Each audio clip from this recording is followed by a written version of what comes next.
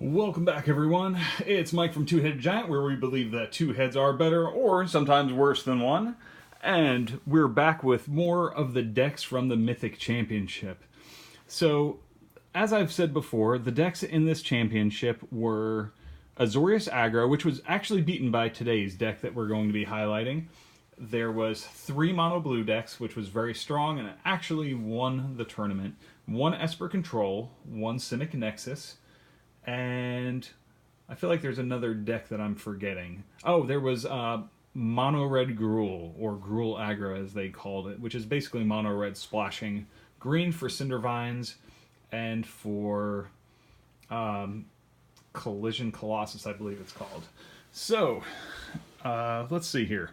So this deck is Izzet Phoenix. This is not really anything super new. This is a deck that saw a lot of success during the last set, during Guilds of Ravnica, and Scott Vargas, he played this thing masterfully and took it into the top 4 of the Mythic Championship, which used to be called the Pro Tour.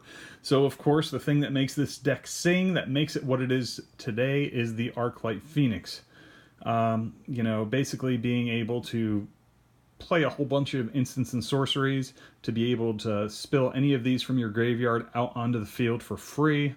That is a thing. So, I'm just really surprised that the deck went this far. But in the hands of a master, anything works. I did like the fact that he mainboarded 1 Ral Izzet Viceroy. This guy is basically, in this deck, does very similar things to what a Teferi does, except he only hits creatures with his minus ability. But he comes out with 1 more counter. He digs 1 deeper in the deck.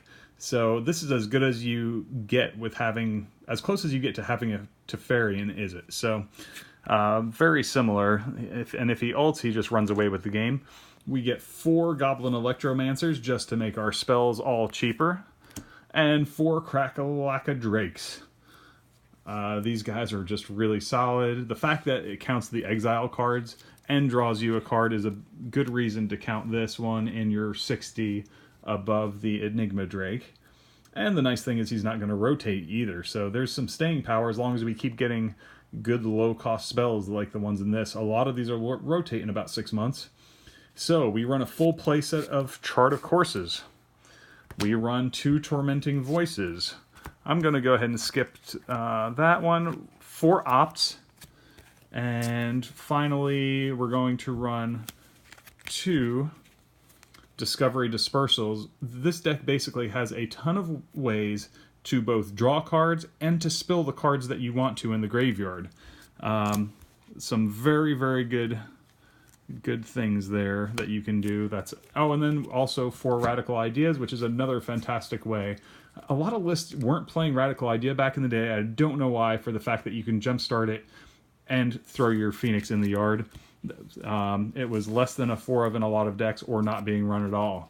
Then you run a small removal package, which is 1 Beacon Bolt. I got a shiny one. Woo! I love the lightning on that. It looks so good. 4 Shocks. Got 1 old school shock there. Doesn't even read right. It doesn't say any target, just says creature or player, but that's wrong. So, 4 Shocks.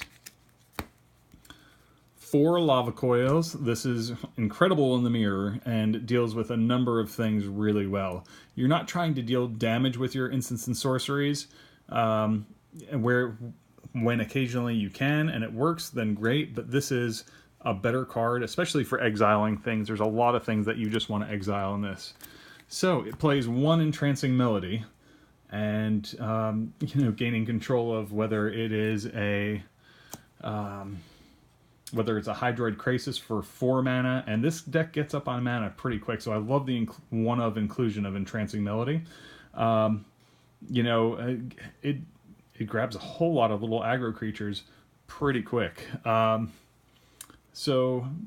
all that filtering, as long as you get your draw spells and your opening lands, you're pretty much set, because it's going to draw through and get you. You're going to have a hard time, in many cases, missing your mana drops. So, of course, 4 Steam Vents, 4 Sulphur Falls, 1 Blood Crypt, and the reason for this is to hit the dispersal side. Making them bounce the biggest thing from their field to their hand might occasionally be relevant, So they run that as a one of in here.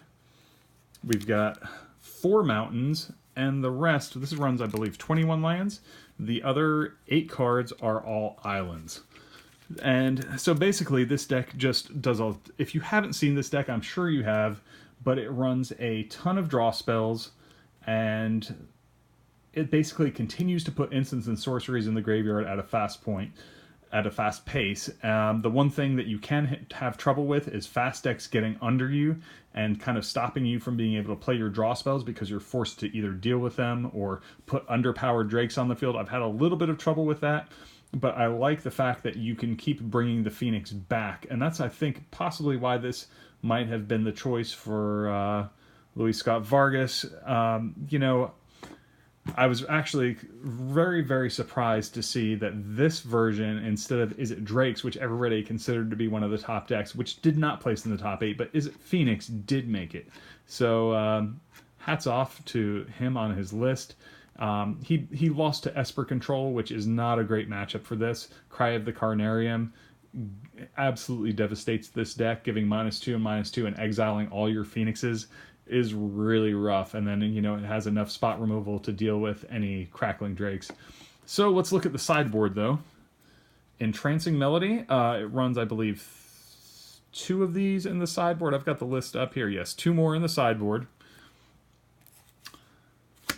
1 more Beacon Bolt if you're just having to deal with a ton of creatures to remove. For the slower matches, or for the, especially for the counter spell games, those long drawn out control matchups, the Niv Mizzet Perun. Very proud of this. It's really hard to see this in the video, but this is one of those dated stamped ones. There you can see it a little better. I've got that during my pre-release. I love it to this day. Great, incredible card. So we've got 1 Murmuring Mystic, really good against white, helps you just throw bodies out there as long as you can get up to this guy. And then, you know, white doesn't play a ton of removal, so it's incredible against him. And I'm guessing I didn't see the match, but I'm guessing this is part of how he was able to bully up on Azorius aggro and get the win there. So it plays, let's see here, was it 2 negates?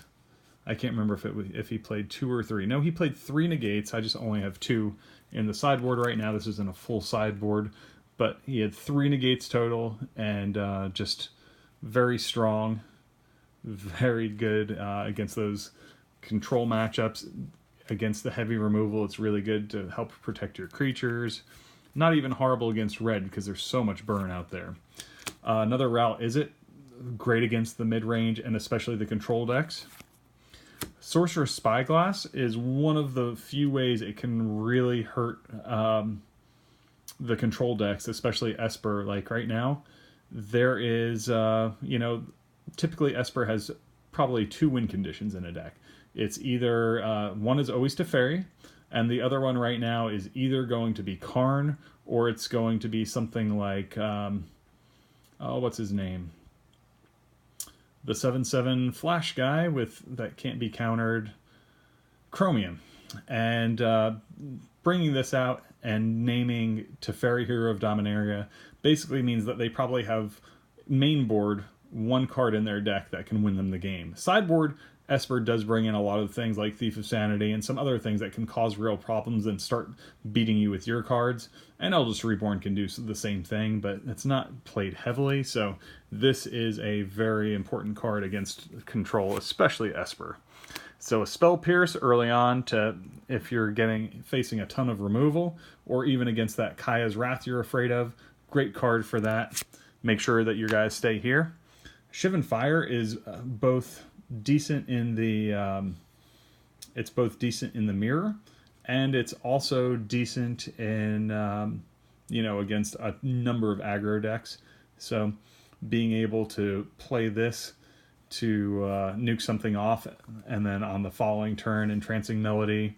There's a number of things that you can do with this in combo with other cards. And Disdainful Stroke, again, for your planeswalkers, the big creatures that are going to cause you problems, and your board wipes. and anything else that might be devastating. Big combo pieces. It's really good against Wilderness Reclamation. Nexus of Fate, get back in his deck. No extra turns for you. So anyway, this isn't my particular favorite deck because I think it's somewhat of a luck-based deck. It works a little bit better because the deck digs so well to hit those Phoenixes, but at the same time, the deck doesn't run a ton of win condition cards. So, you know, it's not my choice, but in the hands of a master, you know, it can be incredibly powerful. And if you get, you know, multiple Phoenixes and ways to discard them in your opening hand, then this deck is just going to sing for you. Sometimes it just gets incredibly lucky draws as opposed to incredibly unlucky, but it all kinds of balances out. So anyway, let me know what you guys think of the deck. I personally, I think that the Drake deck with the dive downs is a better, stronger version, but like I said, none of them made it to the top 8. This did. So we've got proven results. I'm also curious if this is going to do anything to the value of Arclight, who's already high for that set, but now that he's, you know, up top in both Modern and back in Standard again, I'm curious to see if he takes a jump. Let us know what you think about that too. I love hearing from you guys in the comments.